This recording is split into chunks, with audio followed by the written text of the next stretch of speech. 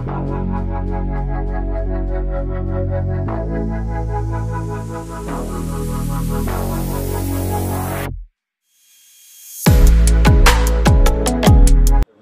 आपको। गवर्नर साहब जो है, महाराष्ट्र के गवर्नर, उन्होंने सम्मानित किया है। अमूमन ऐसा बहुत कम ही देखने को मिलता है कि किसी व्यक्ति को गवर्नर जो है वो सम्मानित करे। वो एक्सपीरियंस कैसा रहा, और साथ में और भी कई नई जिम्मेदारियां आपको दी जा रही है, उसके बारे में चर्चा करके सबसे पहले बात करते हैं जो गवर्नर साहब ने आपको सम्मानित किया है उसके बारे में। मैं गवर्नर साहब को शब्दों में उनका शुक्रिया अदा नहीं कर सकती, और उनके लिए बोल नहीं सकती कि जो उन्होंने मुझे सम्मान दिया है, और शायद मैंने कुछ किया होगा ऐसा काम जो उन्हें अच्छा लगा। तो इसलिए ये मुझे भी पता है कि कभी गवर्नर हो या चीफ मिनिस्टर, एक पद वाले अधिकारी होते हैं, एक जिम्मेदारियां होती। गवर्नर बोलो तो एक महाराष्ट्र के गवर्नर हैं वो, और बहुत मैच्योर इंसान है। कोई ऐसे नहीं कि ऐसे कोई आदमी, और वहाँ ऐसे ही व्यक्ति को बिठाया जाता है जो कुछ ये सब चीज़ों से वाकिफ़ रहते हैं, और वो उन्होंने जो किया है उनके लिए मैं उनकी ज़िंदगी भर आभारी रहूँगी। सो मैं अपनी खुशी का आपको बयान नहीं कर सकती हूँ, और इसकी जर्नी भी बहुत रही है मेरे साथ अवार्ड को लेकर। सो मैं आपको बता नहीं सकती। इसके अलावा ये कैसे मुमकिन हो पाया, उसके बारे में थोड़ा बताइए कि गवर्नर साहब को किस तरह से आपके बारे में जानकारी मिली, और किस तरह से उन्होंने आपका चयन किया और आपको ये सम्मान मिला। अब ये मुझे नहीं पता, क्योंकि मैं ऑलवेज जाया करती हूँ उनके पास कभी कभी मिलने के लिए, जस्ट ऐसे ही, क्योंकि उत्तराखंड से हैं। उत्तराखंड में मेरा बहुत लगाव है, मैं बहुत जाती हूँ, काफ़ी परिचित हूँ मैं वहाँ पे लोगों से, और लोग मुझसे। मैं भगत दा को कितनी बार मिलने गई हूँ, बहुत बार मैं बाऊजी करके उनसे बात करती हूँ ऑलवेज, और हमेशा वो मुझसे बेटा करके ही बात करते हैं। वो तो तू आ गई ऐसे, एक बेटी की तरह वो मुझे ऑलवेज ट्रीट करते हैं।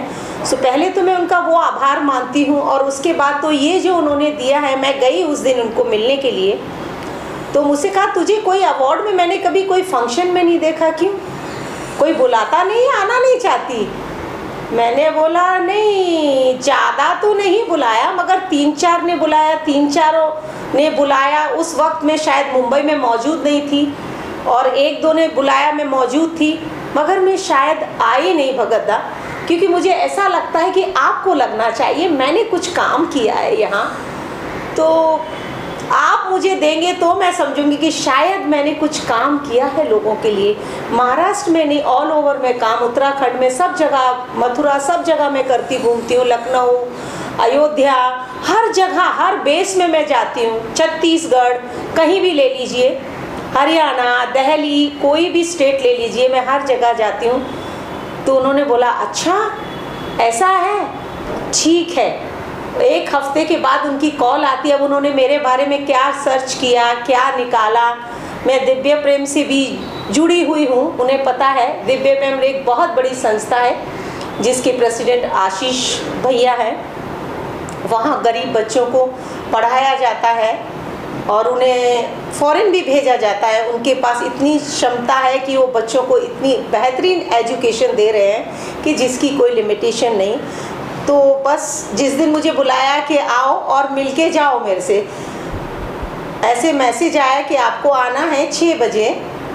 मैंने बोला आपको सर ने बुलाया, आपको 6 बजे आना है। मैं गई, और 6 बजे उनका एक फंक्शन ख़त्म हुआ, डायरेक्ट वो वहाँ आए, अंदर बुलाए, और मेरे पीछे वो ये ट्रॉफ़ी लेके जा रहा था। तो मेरे तो दिमाग में भी नहीं था कि मुझे ये ट्रॉफ़ी दी जाएगी।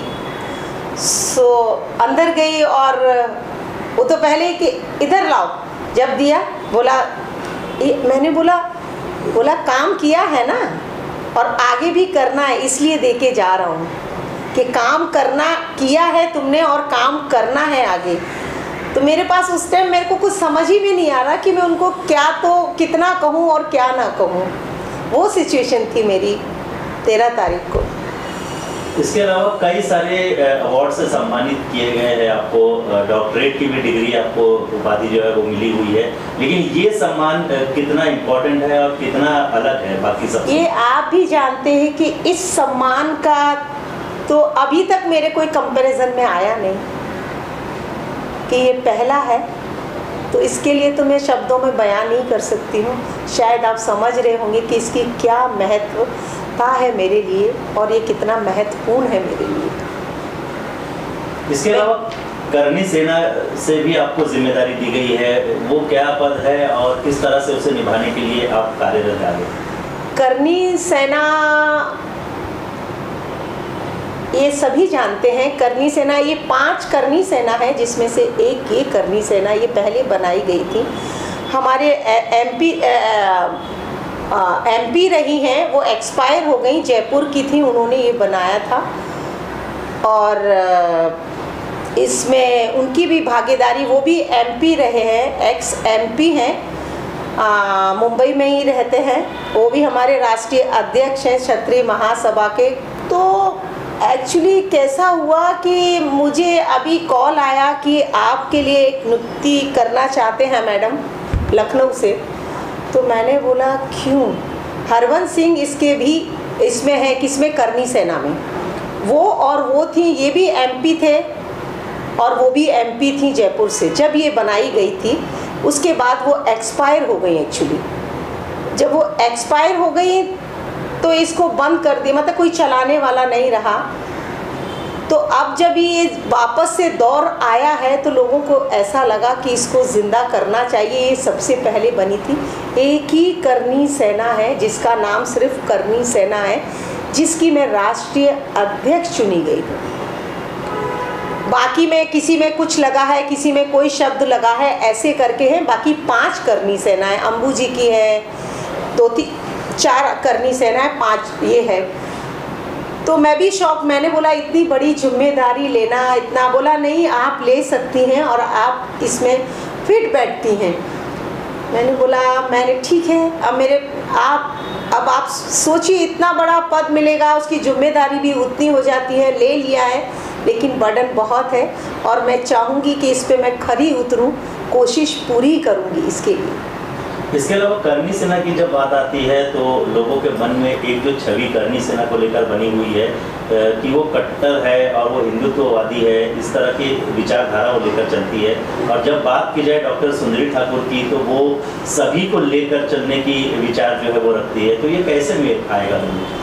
ये दिस पॉइंट इज़ परफेक्ट। आपने जो पूछा मैंने इसके मायने ही बदल दिए हैं। कहते हैं ना राजपूती करनी सेना, राजपूती करनी सेना है ये, लेकिन अब ये सबको साथ में लेके चलेगी। किसी भी तबके का हो, गरीब हो, अमीर हो, अगर वो दिल से आना चाहता है, बिल्कुल हिंदुत्व के लिए काम करती है। मैं भी हिंदू हूँ ना, तो मैं हिंदू के लिए काम करूँगी, लेकिन मेरे और भी तो है ना आजू बाजू, उनको भी लेके काम करूँगी, क्यों नहीं करूँगी?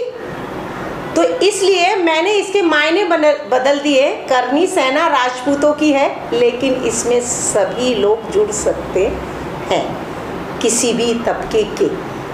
हिंदुत्ववादी रही है और रहेगी, लेकिन हर चीज़ में कहाँ मुझे हिंदूपन दिखाना, कहाँ नहीं दिखाना, वो मुझ पे निर्भर करता है और लोगों पे निर्भर करता है। आखिरी सवाल, आगे आने वाले दिनों में डॉक्टर सुंदरी ठाकुर की ओर से क्या कुछ नया देखने को मिलने वाला है? अब बस टाइम आ रहा है, कुछ ना कुछ तो कर ही लेंगे और करते आए हैं और कर रहे हैं। अब जब ये इतने बड़े संगठन से जुड़ना है, जिम्मेदारियां भी उतनी बढ़ती जा रही हैं। अब बस कोशिश करूंगी सबका, इसमें राजू भैया का बहुत सहयोग रहा है, इसमें हमारे संगठन मंत्री जो बैठे हुए प्रतापगढ़ में, जबर सिंह भैया, इसमें मेरे से काफ़ी छोटे हैं, बट मैं सभी को भैया कह के बात करती हूँ, बड़े या छोटे हो। सो उनका बड़ा अहम रोल रहा है इसके अंदर, इसको आगे बढ़ाने के लिए। और शायद वो इंसान ऐसा है, बहुत दिल और जान से इसके पीछे लगा है और इसको वो उस मुकाम पे ले जाने वाला है जिसकी लोगों ने आज तक सोचा नहीं होगा। इसलिए हमने इसके मायने बदल दिए हैं, इसमें कास्ट बदल दिए हमने, कि हम कास्ट के पीछे आज जो भी हो रहा है, कास्टों को लेके हो रहा है ना, हर चीज़ का बंटवारा कास्ट पे हो रहा है। हमने कास्ट इसमें ख़त्म कर दी है। सब तबके के लोग इसमें रहने चाहिए ये संगठन है तो हमें संघ चाहिए लोगों का।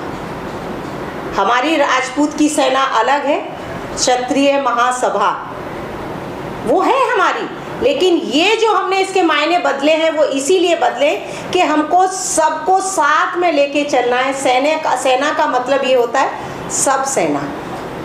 सो हमने इसको पूरी संगठन सेना बना दिए। जो भी हमसे जुड़ना चाहे, अच्छे लोग हैं, आप हमसे आइए, जुड़िए, साथ चलिए। ऐसा नहीं कि आज मैं इस पद पे बैठी हूँ और मैं कभी उस पद से नहीं उठूँगी, ये गलत है, ये सोच गलत है।